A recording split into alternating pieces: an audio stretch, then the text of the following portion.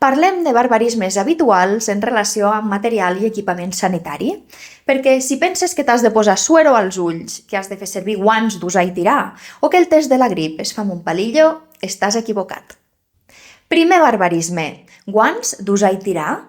Saps com es diuen en català els guants de plàstic que fem servir una sola vegada i després els llancem? Guants d'un sol ús. De fet, tot allò que està fet per utilitzar-se una sola vegada es diu així, d'un sol ús, ni desechable ni d'usar i tirar. Per tant, diem xeringa d'un sol ús, bolquer d'un sol ús, etc. Segon barbarisme. Aquell bastonet amb cotó en un extrem que ens posem al nas per prendre mostres o fer-nos un test de la grip, per exemple, no es diu palillo ni hisop, sinó escobilló, bastonet o raspallet. Ja veus que tens opcions per triar. Quin terme fas servir tu?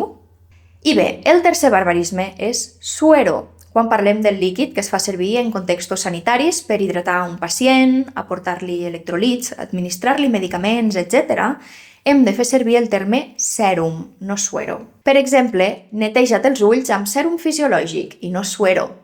O feia 3 dies que tenia vòmit i li han hagut de posar sèrum perquè no es deshidratés. I aprofito que parlem del sèrum per afegir un altre barbarisme. Saps com es diu gotero en català? L'aparell mèdic que es fa servir per administrar les perfusions gota a gota es diu degotador, no gotero. També s'anomena sistema d'infusió contínua, un terme més llarg i més tècnic. Per exemple, diem, la infermera va ajustar el degotador perquè la medicació se li administrés més ràpidament.